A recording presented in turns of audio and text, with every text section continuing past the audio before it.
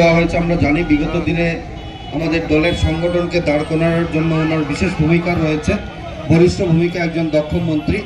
তো এই মন্ত্রীকে আমরা অনুরোধ করতে চাই যে জায়গায় দাঁড়িয়ে আমরা আজকের এই ছোট্ট সভা করছি, এখানে নেতাজি স্ট্যাচুর মূর্তি আমরা রিইনস্টলেশন করব, সেই স্বপ্ন নিয়ে গত বছর থেকে কাজ শুরু হয়েছে। আমাদের অরুণ ইউবিরাজ, যিনি ইন্ডিয়া গেটে নেতাজি স্ট্যাচু বানিয়েছেন, উনি বানাচ্ছেন, মোটামুটি কাজ শেষ।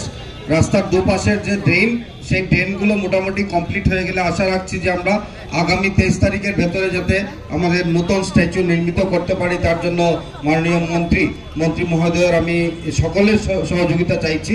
মাননীয় মন্ত্রীর দৃষ্টি আকর্ষণ করতে চাই, উনি যাতে সম্পূর্ণ সহযোগিতা এই কাজে করেন। ধন্যবাদ।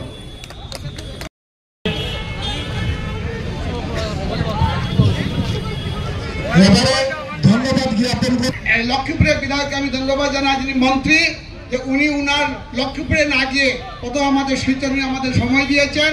আমি মাননীয় মুখ্যমন্ত্রীকে ধন্যবাদ জানাই যে উনি বরাকের চিন্তা করে 2 জন মন্ত্রীকে 6টি দপ্তর দিয়েছেন, গুরুত্বপূর্ণ দপ্তর দিয়েছেন, তারা যাতে বরাক উন্নয়ন করে আমার বিশ্বাস। এবং আমাদের এখানকার যারা বিধায়ক আছেন, শিলচরের বিধায়ক, উদারবন্দের বিধায়ক, ধলাইয়ের বিধায়ক, তাদেরকে আমি ধন্যবাদ জানাই যে সকাল থেকে উনারা আমাদের আহ্বানে উনারা আমার সাথে আছেন, নিজের কাজকর্ম বাদ দিয়ে আগামী দিনে সবাই মিলে যাতে বরাকের উন্নয়ন হয় সেইটুকু আপনাদের কাছে আমি আশীর্বাদ চাচ্ছি।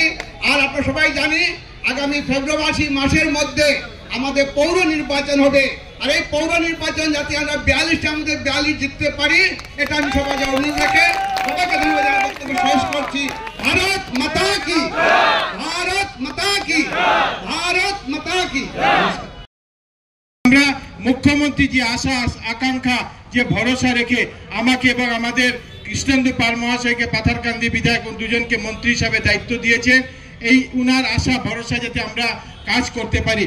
সকাল থেকে আমরা এয়ারপোর্টে 8টার সময় এসেছি, আমাদেরকে দলের কার্যকর্তারা, লোকরা, শহরের নাগরিক, গ্রামের নাগরিক সবাই আমাদেরকে সংবর্ধনা জানিয়েছেন।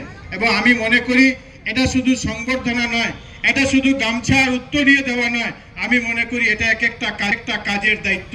আর বরাক উপত্যকার মানুষ যে আশা ভরসা আমাদের উপরে রেখেছেন, আমরা 2 জনের উপরে রেখেছেন, আমরা এখানকার সমস্ত বিধায়ক, শিলচরের, কাছাড়ের, বরাকের সমস্ত জনগণ আমাদের দলের সবার সঙ্গে সহযোগিতা করে যাতে আমরা বরাকের উন্নয়নের জন্য প্রত্যেকটি কাজ যাতে আমরা করতে পারি, এই কথা বলে আপনাদের সবার কাছে আমার শ্রদ্ধা নমস্কার জানিয়ে, কারণ আমরা একটু ট্রাফিকেরও সমস্যা হয়ে যাবে যদি বেশি সময় এখানে থাকি, আপনাদের সবার প্রতি আমার শ্রদ্ধা নিবেদন করে আমার বক্তব্য এখানে শেষ করছি।